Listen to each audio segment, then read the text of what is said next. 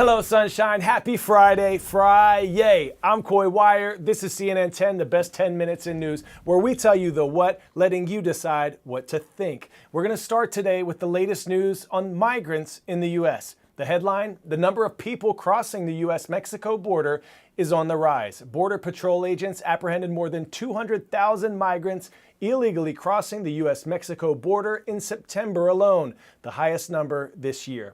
Why? Analysts say there's a complex mix of factors at play here, including changes to the U.S. border policy back in May, increases in violence in certain parts of Mexico, and economic crises in places like Venezuela. The issues at the border are not new. Several presidential administrations in a row have wrestled with the situation, and the solutions are not simple. How much money should the government spend on border security? What methods should be used to secure the border? How should people trying to cross the border be processed?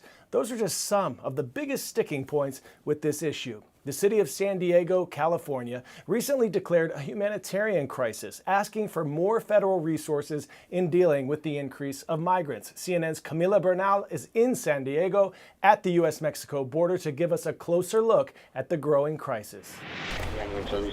A dramatic increase. Hundreds of migrants almost constantly arriving in waves into the California border. What country? Russia. Sometimes 50 or 100, or just 5. Many with the help of a so-called coyote or smuggler. We ran into one operating openly at the border.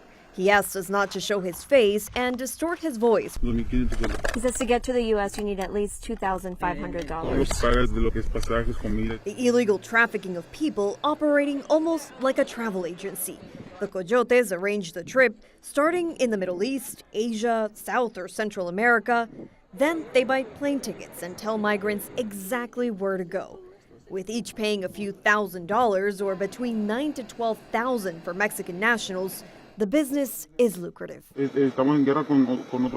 says they're at war with another cartel, and so the only way they can get money is by bringing people in. Sí, señora. People like Alexander. Por la violencia que sigue en Colombia. He says he came here because of the violence that you live in Colombia. The number of hundreds of people being here at any given time over the last couple of weeks is not normal. Behind me is Mexico. This is an area in Boulevard, California, where there is a gap in the border wall. So a lot of the migrants are able to just walk into the United States. They continue this walk along the border wall and eventually turn themselves into Border Patrol.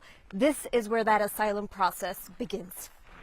San Diego is not the only city dealing with an influx of migrants and asylum seekers. In New York City, the shelter system is straining under the influx of migrants. So officials are pushing back against a legal agreement that says they have to provide emergency housing. This week, the mayor of New York City, Eric Adams, is traveling through Latin America, where he says he will discourage migrants from coming to New York. And in Chicago, the governor, J.B. Pritzker, and the mayor, Brandon Johnson, confronted top White House officials demanding they take steps to address the migrant crisis. President Biden pledged in 2020 to never build another foot of wall along the U.S.-Mexico border, saying that it was not a serious policy solution. But now, citing high illegal entry, his administration has just announced it will waive 26 federal laws in order to build and add 20 more miles of border barriers in the Rio Grande Valley. It's an area with especially high illegal entries. From last October to August, there were nearly 300,000 encounters there. There are no easy solutions, and the number of border crossings is expected to increase further as local and federal agencies continue to grapple with solutions. 10-second trivia. Kabul is the capital city of what country? Pakistan, Afghanistan, Saudi Arabia, or Yemen?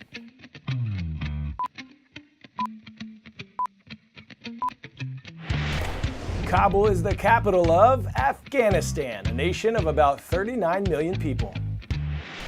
Next, we have a story about a courageous group of young women in Afghanistan who are having to secretly get an education. The Taliban, a radical group, took over the country in 2021 after the U.S. controversially pulled out its troops, and that's when life got difficult, especially for women. They shut down schools for women, they banned them from public spaces, but we're about to meet a group of young women who are sneaking and secretly getting an education because they feel it's absolutely worth the risk. You are witnessing a courageous act of rebellion. Young girls gathered to learn in a secret classroom. To the Taliban, they are criminals, defying a ban on female education. But these students say they're determined to continue their schooling no matter the cost. Two of them told us why. I've told myself that even if the Taliban arrest me, I will stand up and tell them I don't want to be kept at home. She says, I just want to learn, and that is not a crime. CNN was granted access to this underground classroom on the condition we conceal the identity of the students and staff and keep the location hidden. Around 30 students huddle into this little room to learn everything from science to math to tailoring and drawing.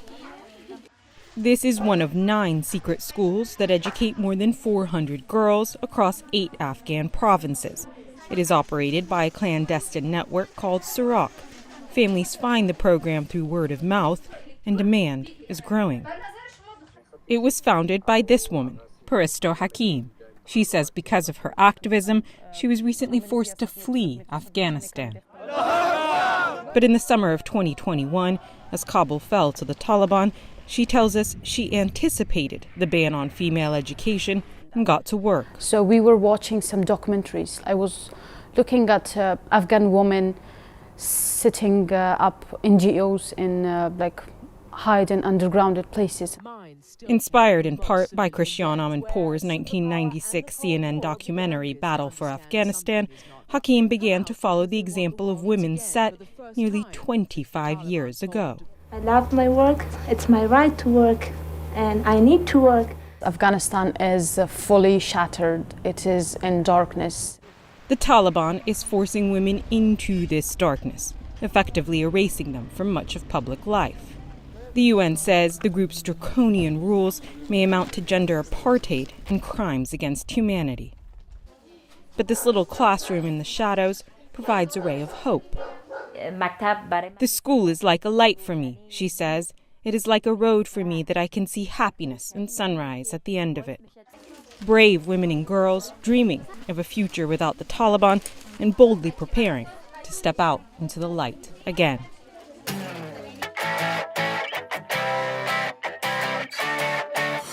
All right, for today's story, getting a 10 out of 10. It's a bird, it's a plane. No, it's a 104-year-old skydiver. Dorothy Hoffner in Ottawa, Illinois, kicked her walker to the curb, then went up in a plane 13,500 feet, and she reportedly said, "Let's go, Geronimo!" Miss Dorothy coming in hot, zooming and falling at a speed of 120 miles per hour.